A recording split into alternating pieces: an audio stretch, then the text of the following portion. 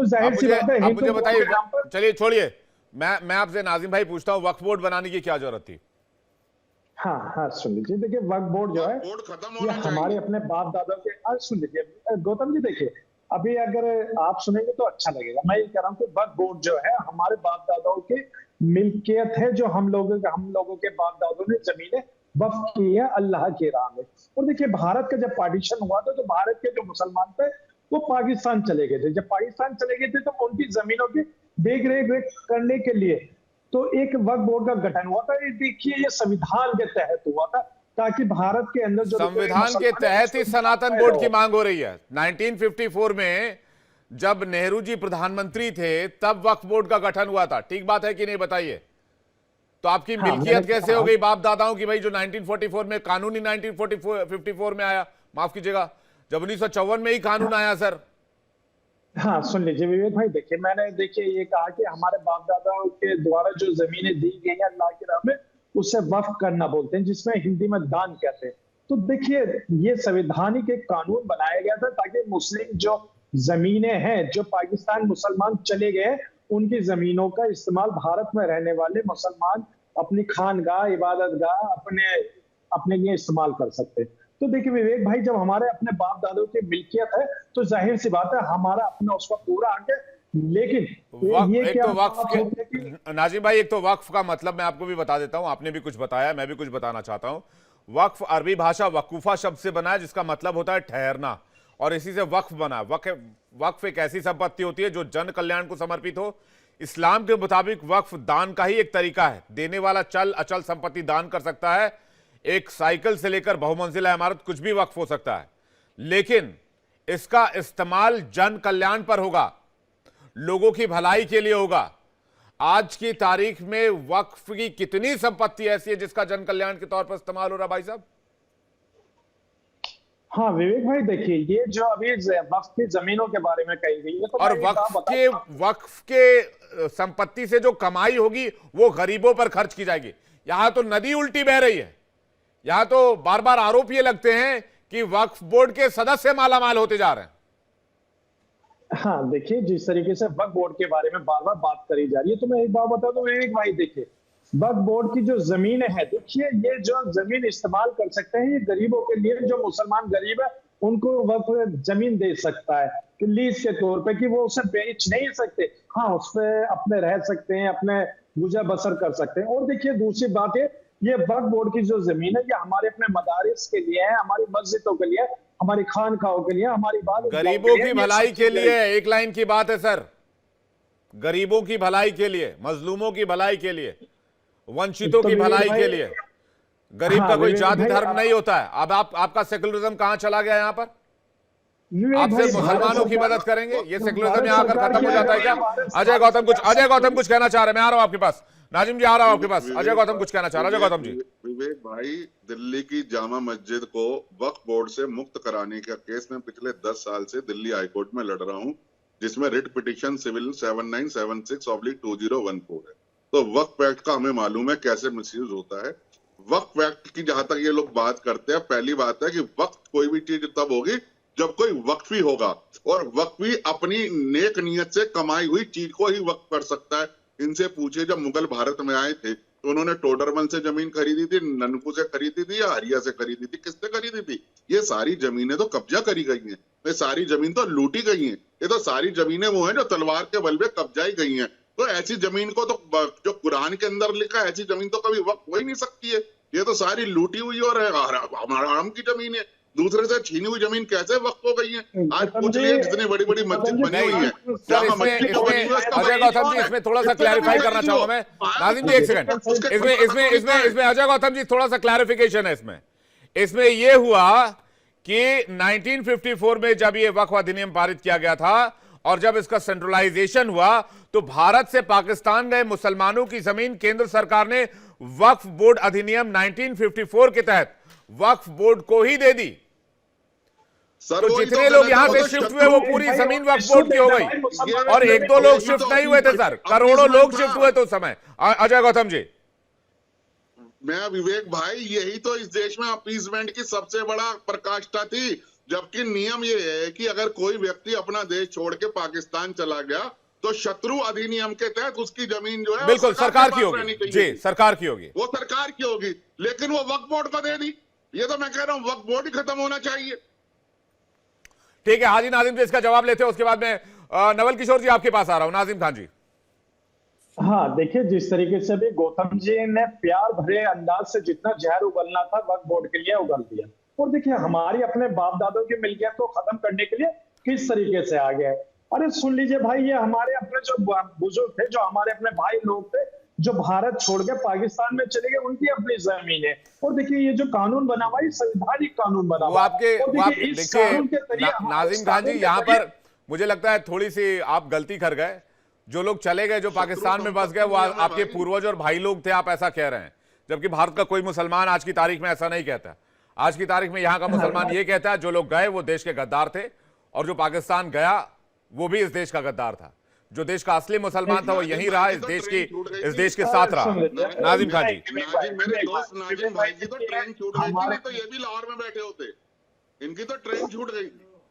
अरे गौतम जी, मेरे बाप दादों ने बाई चॉइस लिया है इस मुल्क को, बाई चांस नहीं है, बाई चॉइस लिया है। और तो आप किस तरीके की बात कर रहे हैं? सुन लीजिए, सच बताना, आपकी ट्रेन छूटी तो नहीं छूटी थी, नहीं तो आप अरे सुन लाहौर में होते नहीं होते। सच बताना, दिल पे हाथ रख के। गौतम भाई, मैं तो गौतम भाई दिल पे हाथ रख के। गौतम भाई सुन लीजिए, मेरी दिली ख्वाहिश है कि देखिए, पाकिस्तान, बांग्लादेश, श्रीलंका भारत का अखंड हिस्सा है, इसको आप मिलवा दीजिए, बड़े खुश हो जाएंगे हम लोग। हम चाहते हैं कि पाकिस्तान जो हमसे हट गया था, बांग्लादेश हट गया था, जो श्रीलंका जो अखंड भारत का हिस्सा था, आप सब मिलकर इसको अखंड भारत में मिलवा दीजिए। हम लोग आपके साथ बड़ी मेहनत के साथ अखंड भारत के अंदर ये हिस्से को मिलवाने की पूरी कश्मकश जोर पर रहेंगे। लेकिन आप लोग सिर्फ से पाकिस्तान में तो जाके बिरयानी की जगह हिंदू राष्ट्र की बात करो ना नाजिम भाई। अरे नाजिम भाई, आप ये कहो कि आप सबको हिंदू राष्ट्र बना दीजिए, आप हमें सहयोग करोगे, तब तो बात समझ में आती है। इकट्ठा करने से तो और जिहादी बढ़ जाएंगे हमारे देश में। अगर अखंड हिंदुस्तान की बात करेंगे तो वहां के जो जिहादी हैं वो भी आपसे जुड़ जाएंगे। अरे सुनिए, आज की तारीख में नाजिम भाई, अजय गौतम जी, सनातन बोर्ड की मांग क्यों हो रही है? मैं एक लाइन में इसको, नाजिम खान जी, सनातन बोर्ड की मांग क्यों हो रही है? एक लाइन की बात सुनिए। वक्फ बोर्ड को लेकर कहा जाता है कि एक ऐसी संस्था है जिसके पास इतनी ताकत है कि इतनी पावर किसी और धार्मिक संस्था के पास है ही नहीं। जिस जमीन पे वक्फ उंगली रख दे वो जमीन वक्फ की हो जाएगी, और इसे साबित करने के लिए वक्फ को कुछ नहीं करना पड़ेगा। ये उस शख्स को, ये नाजिम खान को साबित करना पड़ेगा कि ये मेरा घर है, मेरी प्रॉपर्टी है। आप समझिए कि ये डिस्क्रिमिनेशन है संविधान की भाषा में। मैं नवल किशोर जी के पास आ रहा हूं, काफी देर से वेट कर रहे हैं। नवल किशोर जी, क्या सनातन बोर्ड वक्फ बोर्ड का एक काउंटर नैरेटिव है? नहीं विवेक जी, देखिए मैं अभी सुन रहा था सबको, इन्होंने कहा कि जो यहां से पाकिस्तान चले गए मुस्लिम, उनकी जमीन वक्फ को दी गई। नियम तो होना चाहिए, जो पाकिस्तान से हमारे हिंदू आए, जो अपना परिवार छोड़ करके आए, कैसे कैसे आए आप सब जानते हैं, कैसे उनके मस्तक काटे गए, कैसे घर उनका लूटा गया। तो सरकार को चाहिए थी कि सरकार उनको दे देती जो यहाँ से गए थे। और जो लोग यहाँ से गए तो वक्फ को कोई लिख के नहीं गए, मैं अपनी संपत्ति इनको दे के जा रहा हूँ। एक तो हिंदुओं के साथ वहां से अन्याय शुरू हो गया, क्योंकि देश में पहले प्रधानमंत्री जो बने उनको हिंदुत्व से या सनातन से या हिंदुस्तानियों से कोई लेना देना नहीं था। वो तो कहते थे मैं तो गलती से हिंदू हूं। तो वहां के जो हिंदू आए थे, वास्तव में वो संपत्ति उनकी होना चाहिए थी। वक्फ की होगी, वही गलती होगी पहले तो, और वो लोग लिख कर नहीं गए थे। एक बात। तीसरी बात, आपने काउंटर नहीं भैया, हमने तो पहले कहा कि जिस प्रकार से तृप्ति बालाजी में प्रसाद में क्या क्या मिलाया गया, क्योंकि वो लोग धर्म के मर्म को नहीं जानते। हमारा मुख्य उद्देश्य है कि हमारा जो प्रबंधन है हम खुद स्वयं करेंगे। हमारे यहाँ अखाड़े हैं, शंकराचार्य हैं, मठाधीश हैं। हमारे मठ मंदिर पूजा के साथ साथ केंद्र बने, जैसे इनके मदरसे चलते हैं, हमारे मठ मंदिरों में भी हमारे जो आने वाली पीढ़ी है उनको सनातन के बारे में बताया जाए, उनको संस्कार किया जाए। बड़े मंदिर वहाँ होते हैं, वहाँ सरकार की निगाह होती है। जहाँ खंडहर पड़े मंदिर, उनकी कोई देखता भी नहीं। तो हमारा जब प्रबंधन होगा तो हम बड़े मंदिरों का भी प्रबंधन करेंगे और जो हमारे छोटे मंदिर हैं जीर्ण शीर्ण पड़े हैं, उनका भी प्रबंधन करेंगे। और हर व्यक्ति अपने अपने स्तर पर काम कर रहा है। किसी ने कोई सूत्र लिया है, किसी ने कोई सूत्र लिया। हम समस्त हिंदू समाज को एकजुट करके अपने धार्मिक स्थलों को चेतना का केंद्र बनाना चाहते हैं। आस्था के साथ साथ वो धर्म और राष्ट्र और समाज के प्रति उनका क्या कर्तव्य है, ये बताना चाहते हैं। और उसके लिए धवल आवश्यक है किशोर कि जी, हमारी एक लेकिन बॉडी ऐसी कई याचिकाएं सुप्रीम कोर्ट में पहले ही लगी हुई हैं। मैं एक 2023 की खबर पढ़ रहा था, उसमें लिखा हुआ है कि याचिकाओं में मंदिरों को सरकारी नियंत्रण से मुक्त कराने के लिए हिंदुओं के साथ साथ धार्मिक भेदभाव खत्म करने की अपील की गई है। सुप्रीम कोर्ट के कई वकीलों ने इस पर अपनी बात कही है। सरकार तुरंत मंदिरों से अपना नियंत्रण छोड़े। मस्जिदों, दरगाहों और गिरजाघरों पर भी अगर मंदिरों पर इस तरह से अगर कंट्रोल है तो भाई मस्जिदों पर भी होना चाहिए, दरगाहों पर भी होना चाहिए, गिरजाघरों पर भी होना चाहिए। इस तरह की कई याचिकाएं लगी हुई हैं सुप्रीम कोर्ट में पहले से ही। तो मैं यही कह रहा हूं, भेद क्यों करती है सरकार? या तो सबको करे। जब सरकार को किसी धार्मिक स्थल से, धार्मिक परंपराओं से कोई लेना देना नहीं है, तो फिर हिंदू धर्म धार्मिक स्थलों में क्यों हस्तक्षेप करेगी? हम अपना प्रबंधन खुद करेंगे। इसी के लिए तो कहा जा रहा है। अभी इतना बड़ा ठीक है। कुंभ होगा, हमारे अखाड़े से उसका प्रबंधन नहीं करते क्या? हमारे शंकराचार्य, हमारे आचार्य नहीं करते क्या? तो हमारे आचार्य, हमारे शंकराचार्य, हमारे संत, हमारे विद्वान, हमारा हिंदू समाज इतना सशक्त है कि अपना धार्मिक स्थलों का प्रबंधन स्वयं कर सकता है। तो कृपया सरकार अनाधिकृत चेष्टा न करे, हमारा प्रबंधन हमारे हाथ में दे, यही तो मांग है। ठीक है, नाजिम खान कुछ कहना चाह रहे हैं, उसका डीपी शास्त्री जी आपके पास आ रहा हूं। नाजिम खान जी। हाँ हाँ, देखिए विवेक भाई, देखिए मैं एक बात पूछना चाहता हूँ। देखिए हमारे जो महंत नवल किशोर जी भी हैं और बाकी देखिए धार्मिक गुरु भी बैठे, मैं इनसे पूछना चाहता हूँ, आश्रम के पास कितनी जमीनें हैं उसका ब्यौरा होना चाहिए। और देखिए मठ के पास कितनी जमीनें वो भी पता होना चाहिए सबको। और देखिए अभी मैंने एक बात कही थी कि देखिए भारत के 4 राज्यों के पास 9 लाख एकड़ जमीन है, जिसमें जो आता है हमारा तमिलनाडु आता है, आंध्र प्रदेश आता है, तेलंगाना आता है, उड़ीसा आता है, ये हिंदू बोर्ड के अधीन आती है ये जमीनें। 9 लाख एकड़, तो बताइए जब 9 लाख एकड़ अकेले 4 राज्यों पे है, अगर बाकी अगर बिहार, बंगाल, महाराष्ट्र की जमीनें अगर जोड़ी जाए तो हिंदू बोर्ड के अंदर और कितनी जमीनें आएंगी। लेकिन इनकी नजरों में सिर्फ और सिर्फ वक्फ बोर्ड की जमीनें नजर आती है। और ये कहते हैं वक्फ बोर्ड पे देखिए कितने सारे अधिकार है, जहां जिस जमीन को कह देता है कि वो इनकी हो जाती है। इस तरीके का भ्रम पूरे भारत के अंदर फैलाया जाता है।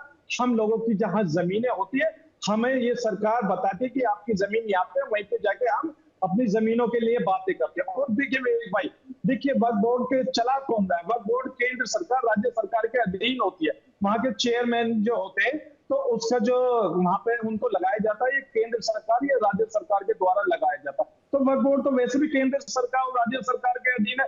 तो ये वक्फ बोर्ड की किस तरीके की बात देश के अंदर कर रहे हैं? तो मैं ये कौन से हिंदू बोर्ड की बात कर रहे हैं, जरा इसका डिटेल भी दे दीजिएगा। कौन से हिंदू बोर्ड की बात करें, इसका गठन कब हुआ और ये अस्तित्व में कब आया? नाजिम खान। हाँ देखिए मैंने तो देखिए हिंदू बोर्ड बता दिया आपको। 4 राज्यों में इनके पास 9 लाख एकड़ जमीन है, मैंने बता दिया। तमिलनाडु भी है, उड़ीसा भी, मैंने सबका जिक्र कर दिया। उसका ब्यौरा है कौन सा हिंदू बोर्ड भाई साहब? वो है नाजिम खान जी, बता दीजिए वक्फ बोर्ड का, जो पाकिस्तान लोग गए, कोई लिख के दे गए होंगे वक्फ बोर्ड। अरे मैं ये जानना चाह रहा हूँ कौन सा हिंदू बोर्ड? हाँ देखिए हिंदू बोर्ड नहीं बना है सरकार के उसमें। विवेक भाई, हिंदू बोर्ड तो यहाँ पे कितने हैं? यहाँ पे कई हिंदू बोर्ड है। और दूसरी बात यह है, और मैं देखिए आपको अहम जानकारी दी है, आप है ना, देखिए इतनी बड़ी अहम जानकारी कोई नहीं देगा।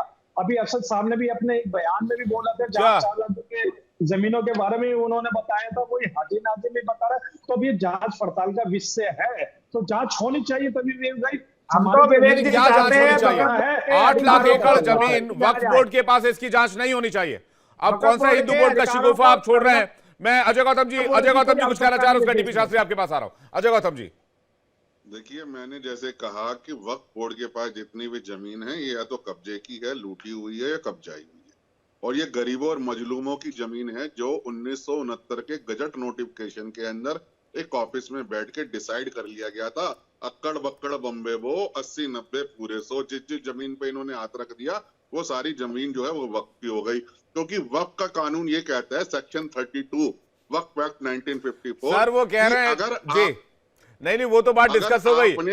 हाजी नाजिम ये कह रहे हैं कि भाई 4 राज्यों में 9 लाख एकड़ जमीन हिंदू बोर्ड की है। ये हिंदू बोर्ड क्या है? ये कौन सा नया शिगुफा आ रहा है? इनके पास रिकॉर्ड है, इनके पास रिकॉर्ड है, आपके चैनल से कर रहे हैं। ये हिंदू बोर्ड का बन गया हाजी नाजिम। मंदिर की व्यवस्था के लिए जो अरे बोर्ड भाई, बना हुआ वो जानकारी बोर्ड है, लेकर हिंदू आप ये बोर्ड कह कोई रहे नहीं है। हैं 9 लाख जमीन इनके पास कोई रिकॉर्ड है क्या? कोई रिकॉर्ड है इनके पास?